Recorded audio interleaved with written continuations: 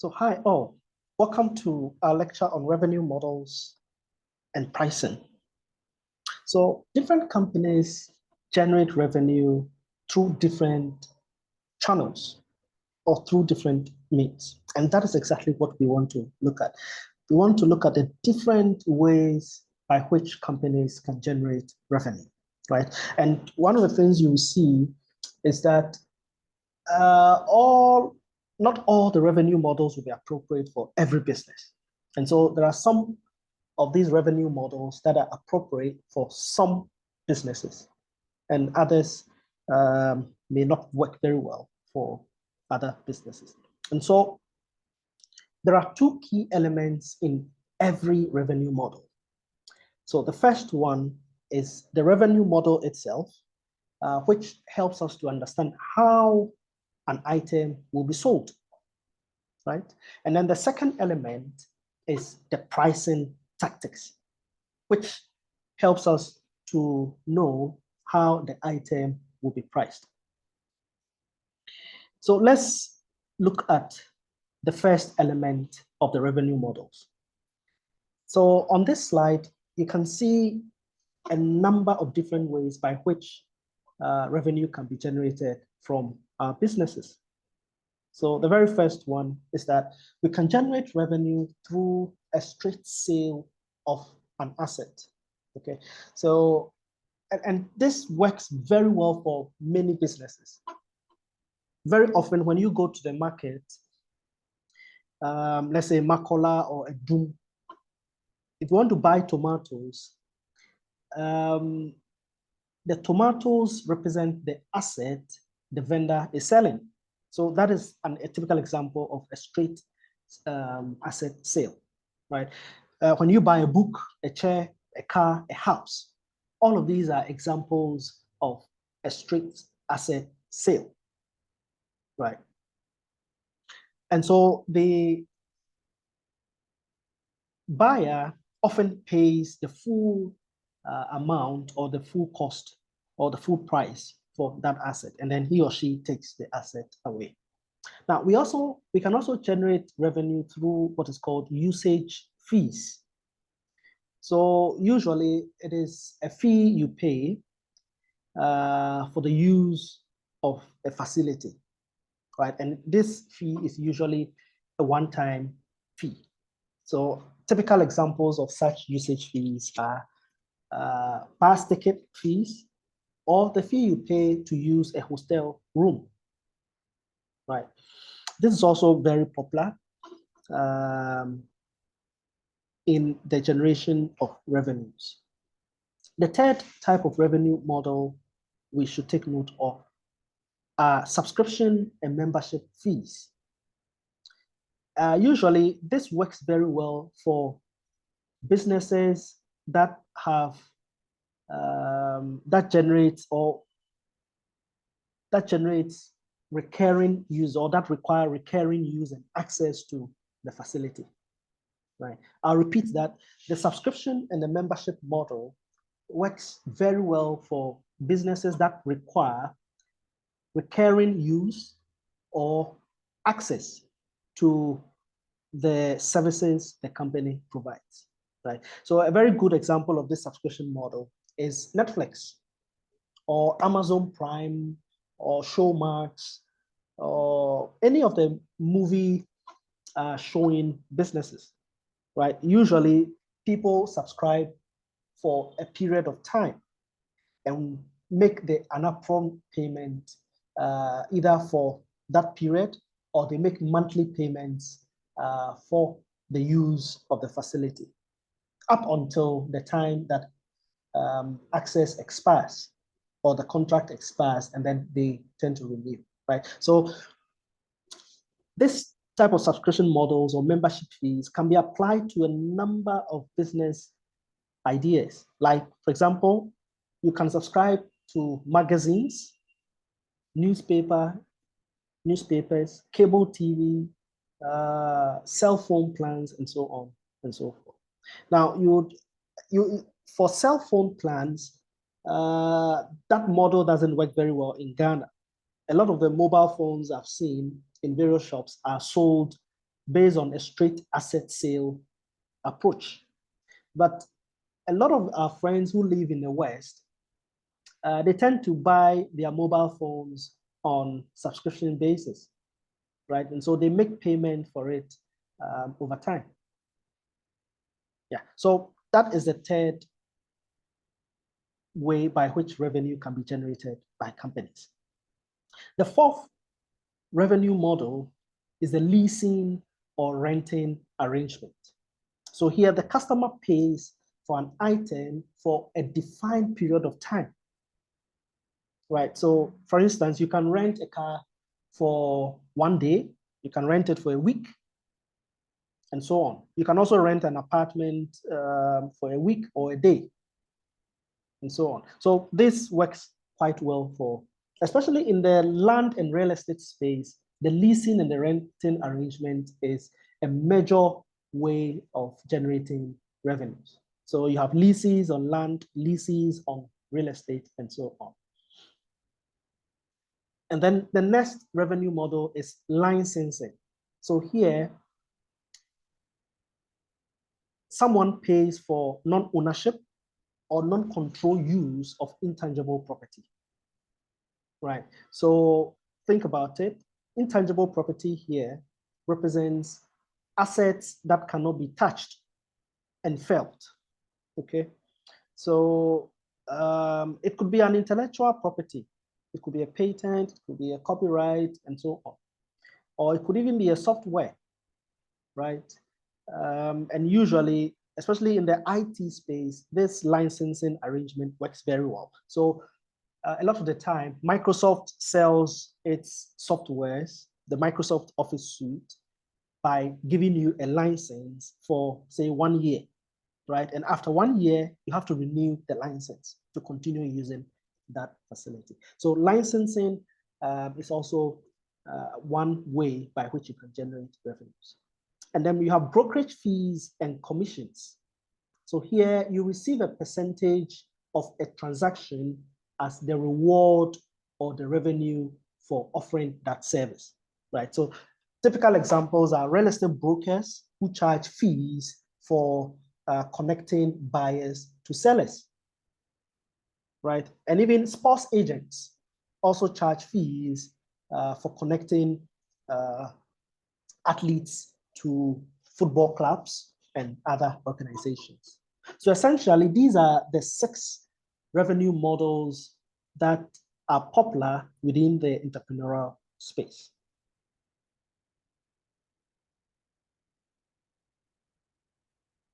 Now, there is a point to be made that one company may apply more than one of these revenue models in generating revenue. Okay, so especially in the real estate space, you find that landlords can sell land or property and generate revenue, or they can even rent or grant leases on the land or the real property, right? And if they are the same person who is looking out for, who is listing the property for buyers to show interest, then they can also charge brokerage fees and commissions for offering an agency service as well.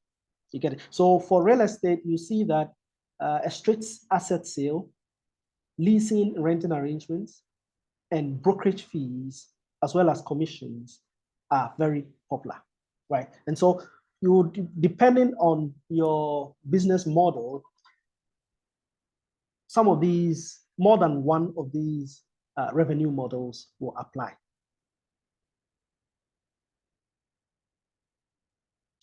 Now, the second element of the revenue models is the pricing tactics. The pricing tactics. And there are different ways by which you can price, right? So the first one is that you can price competitively. And by competitive pricing, you are fixing your prices in relation to what your competitors are charging, okay? So think about it. Coca-Cola and Pepsi are substitutes. They are substitutes in the sense that Coca-Cola can perform the job that Pepsi can perform, and vice versa, right? And so usually for such products, the competitors tend to price very closely. So you see that on the market, Coca-Cola's price is quite similar to how much Pepsi is charging, right? And so depending on the nature of the good, the competitive pricing approach would work very well. If the goods are substitutes, then you need to apply a competitive pricing approach. Think about it. What would happen if Pepsi, let's say Coca-Cola is 6 cedis and Pepsi decides to sell the same quantity at, say, 10 cedis? Because consumers have an inelastic demand for these type of goods, it is highly likely that these consumers will easily switch to Coca-Cola because it has the same function and yet the price is lower than Pepsi, right? So that is what we need to note about competitive pricing. Now, there's also what is called value pricing. Value pricing. And this is a very important statistic you should note. So Apple only sells just about 20% of the mobile phones and the computers you find on the market, right? So Apple's market share is just about 20% in terms of sales. And yet Apple makes 92% of the industry's profit, right? Apple makes 92% of the industry's profit. And the reason that is so is that Apple uses a value pricing approach. So Apple does not believe that it competes with, say, Toshiba or Dell or any Acer or any of the computer manufacturing companies or even the phone manufacturing companies. They believe their product is unique and it offers functions that many of the other products or the other brands do not offer. And so they charge you based on the value they offer or the value they render to you. You get it? And so you would realize that a lot of people see Apple phones as prestigious phones, or they attach or associate very high values to Apple phones than Android phones. You get it? And so Apple capitalizes on those values we associate with their products, and then they charge you for that as well. So value pricing is applicable to products that are very unique and offer a different set of values. Okay. Now, the third pricing tactic that a company can adapt is what is called volume pricing. Volume pricing. So in the real estate development space, for instance, usually when you buy materials in bulk or you buy certain quantities of material, say iron rods, the price usually drops or you are given a discount for buying more. You get it? So you usually get a discount for buying more and more of the product. So that is volume pricing, right? I'm not too sure you can do volume pricing with certain assets, like real estate, for instance. You may, this type of pricing tactic may not work very well. But for iron rods, nails, and so on, you may apply such a pricing tactic to it. Office supplies like stationery would also work very well with this volume pricing technique. Then the next pricing tactic is called portfolio pricing. So a portfolio essentially is the putting together of 2 or more assets, okay? So you can have a portfolio of, say, real estate, which will have some land in there, would have some houses in there, will have some offices in there. That is a portfolio. You get it?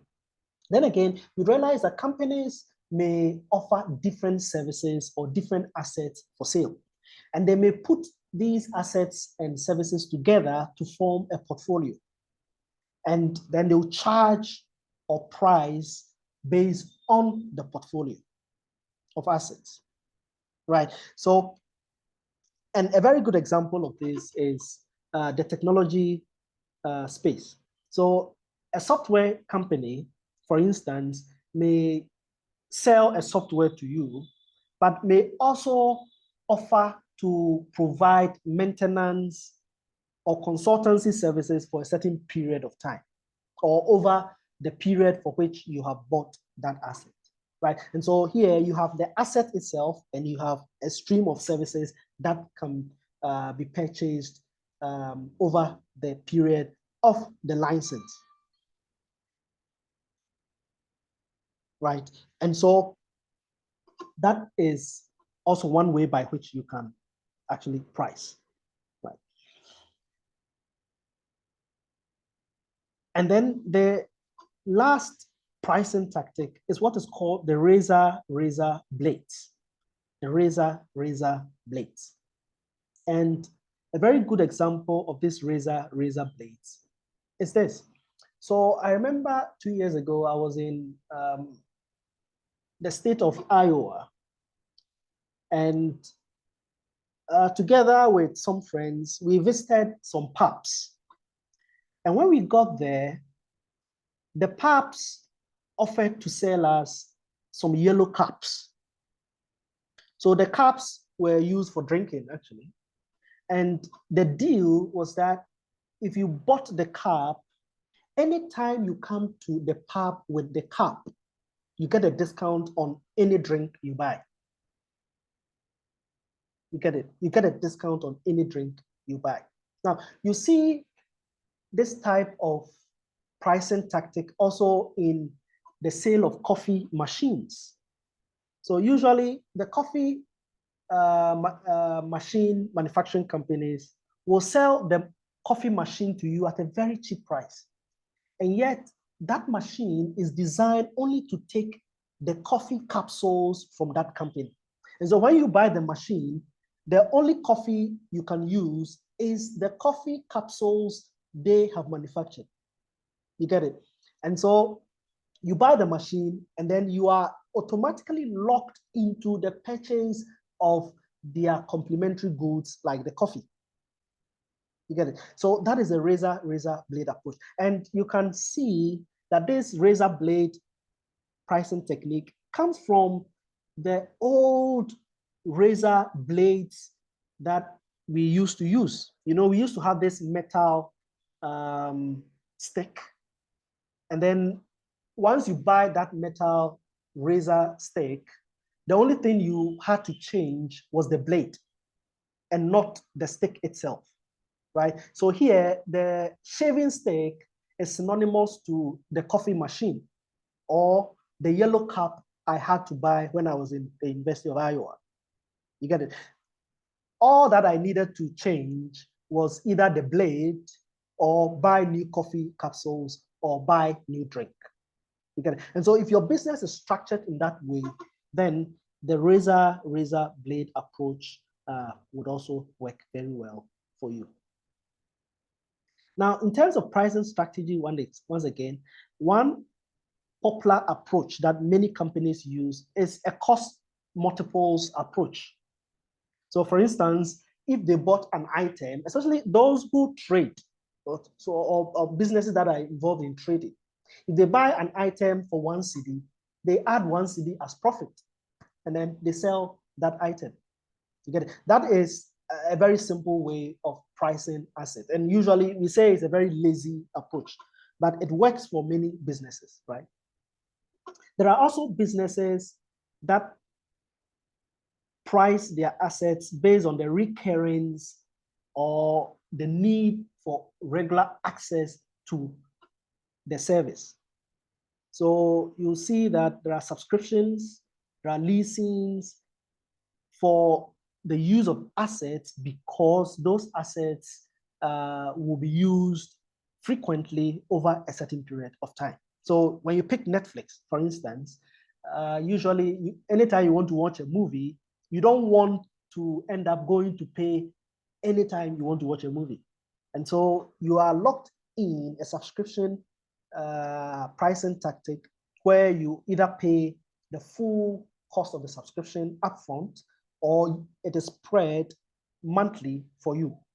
You get it? So every month you pay to have access to use the facility, right? So these are some of the ways by which you can price your items. Now, when you go to the market, very often, and for many of the groceries we end up buying in places like Adum and Makola and the traditional markets, you find that the pricing is, or the price is determined based on negotiation or what you call haggling. You get it? So the vendor quotes the price and then the buyer would often negotiate. So negotiation is also one way by which prices of goods and services can be determined, right? And then I'm sure some of you are also used to auctions. So when you go to eBay's, many of the items that are sold on eBay's is by auction. Cars are sold on auction, computers are sold on auction, mobile phones are also sold on auction. And during auctions, usually a reserve price may be set, and that reserve price is a minimum price, which will be set by the vendor. And then the buyers, those who are interested in the asset, will continue bidding until the highest bidder is determined. And that bidder takes the asset home. So auctions are very, very important pricing techniques. So these are some of the pricing techniques or the ways by which items can be priced. You can price it based on competition, if the goods are closely related, or what you call substitutes. If your goods are very unique, then you can use a value pricing approach like Apple products. You can also use volume pricing, where the more a person purchases, the more discount the person gets. And if you have a bundle of services, you can also put them together into a portfolio and price them together. And then you can use a razor blade pricing approach as well, especially if the service or the goods you want to sell depend on another product. So here, the coffee making machine, to make coffee, you need the coffee itself, and then you need a machine to make the coffee. So you can sell the two together, sell the machine, and because the machine is specifically made to make a particular type of coffee, you lock the buyer in. And then you basically force the buyer to buy your coffee anytime he or she wants coffee. You also can do the cost multiples approach, where you just pick the cost of an item and then multiply it by a certain number to cover for your profits. And then where you have, where there's a need for the reuse of an asset or a facility, then you can use a recurring revenue pricing approach. You can also allow the buyers and the sellers to negotiate the price, and then you can use auctions to determine the price of an asset. Now, there are some businesses that are multi-sided. And by multi-sided, it means that it has more than two sides, okay? A very good example of these businesses are the social media platforms we use today.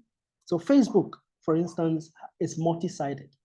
Google is multi-sided.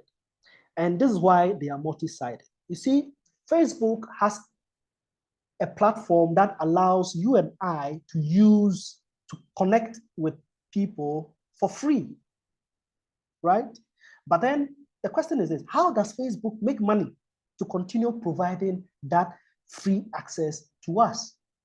It does this by selling your data to companies and individuals that need to advertise. You get it? So through advertisement, for instance, Facebook is able to generate revenue to be able to sustain the provision of the free Facebook platform to you. You get it? And so one side is free and then one side is paid for. And the side that is paid for depends on the side that is free.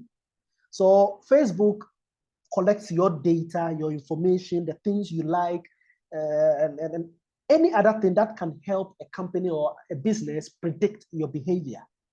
And then they sell that information to the company, and the company uses that information to target your needs. And so usually you find that very often you receive certain adverts that are tailored to the things you keep liking on Facebook. And that is because Facebook is sharing your information with these companies or individuals that have products to sell. You get it? So these are multi-sided businesses. Now, Google also runs in a similar way. So anytime you, Google allows you to create free or use their platforms for free. For example, you have a Gmail account, it's for free, right? You use Google Forms, it's for free. You use Google Classroom, it's for free, and all of that. What they do is that whilst you are creating accounts, let's say various Google accounts, they require certain information from you. So they bundle that information and they sell to advertisers and companies that need to advertise. You get it? So that is what makes these companies multi-sided. Now, there are also some companies or some businesses that have what is called free versions or freemiums, and they have the paid versions, that is the premium versions, right? And so especially this works very well in the technology space. For some businesses or for some softwares, you may have free access to use certain functions of the software. But then if you want to use other functions or more advanced functions of the software, then you have to pay for those options, right? Some magazine publishing companies operate on a freemium and then a premium basis. So there are some of the articles that may be sold to you for free, or that can be accessed for free, and there are some that you have to pay for, you know? And sometimes what they do is that they summarize the article in just about a page or just share the abstracts with you for free. But then if you want the details, then you have to pay for it, right? And sometimes if you want the data based on which the article was written, then you have to pay for it, right? So these are some of the things we need to take note of when we think about revenue models and pricing tactics, right? So this essentially brings us to the end of this particular lecture on revenue models and pricing tactics. Thank you.